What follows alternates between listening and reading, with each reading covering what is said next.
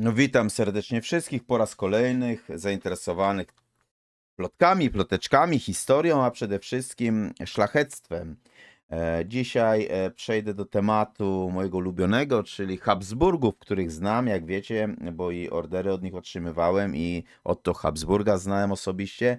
Ale zanim do tego tematu przejdziemy, no to chciałbym przejść do takiej kwestii, że zachęcam serdecznie do zalajkowania tego, wszystkich sympatyków Habsburgów naszego dzisiejszego spotkania.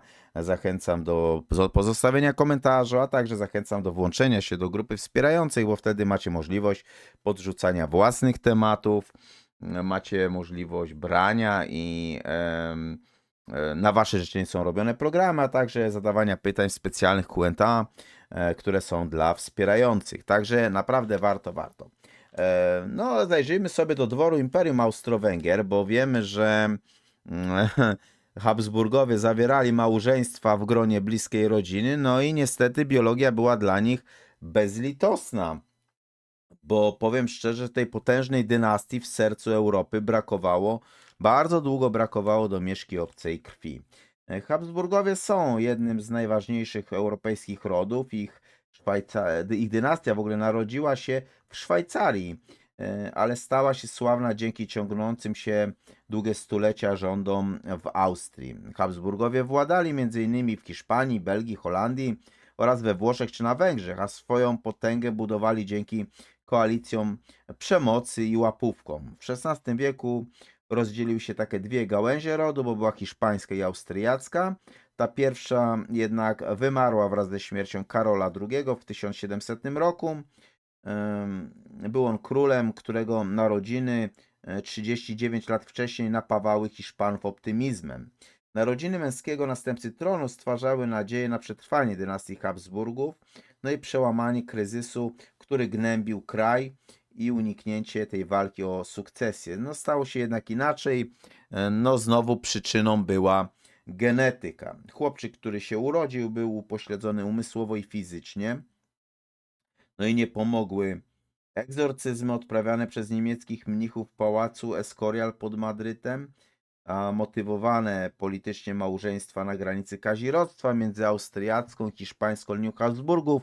No, te wszystkie schorzenia spotęgowały, z których istoty nie zdawano sobie wówczas sprawy.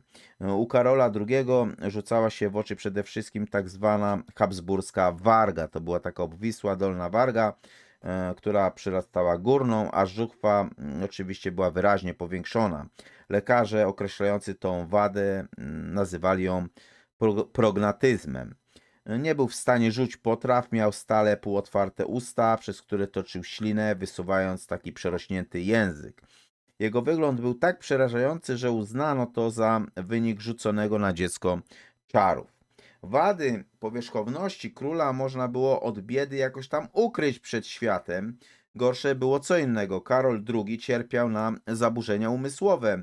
Późno nauczył się mówić, nie mógł spać, cierpiał halucynacje. No, trudno mu było na czymkolwiek się skoncentrować. Do tego, co najgorsze w przypadku króla, w ogóle on okazał się impotentem. No, był też zapewne bezpłodny.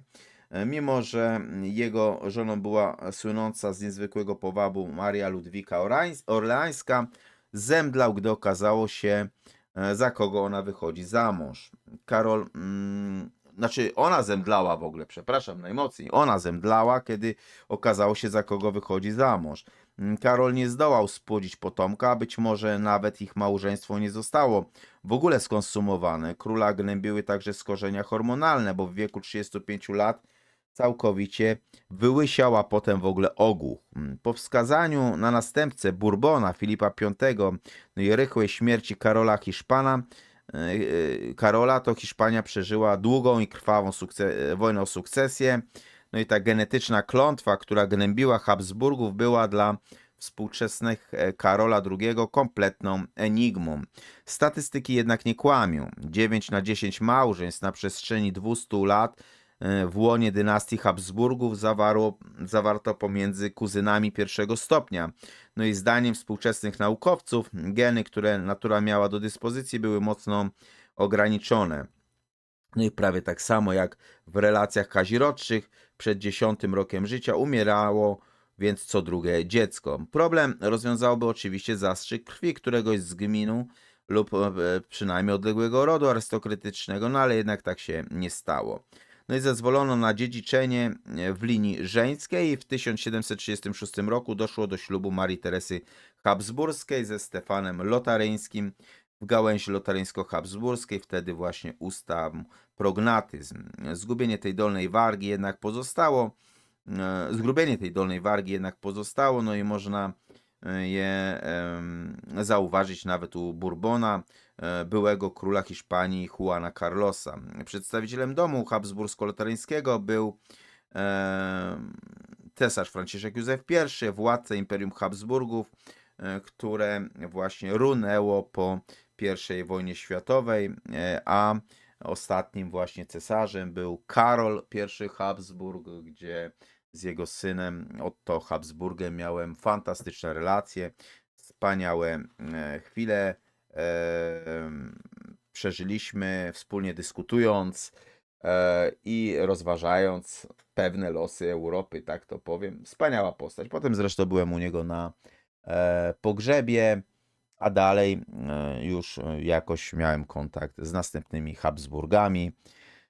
No i po dziś dzień ten kontakt utrzymuję i miło wspominam. No zachęcam raz jeszcze do lajkowania, zachęcam do zostawienia komentarzu, no i przede wszystkim do wstępowania do grona wspierających, bo myślę, że naprawdę warto. Pozdrawiam serdecznie i do następnego razu.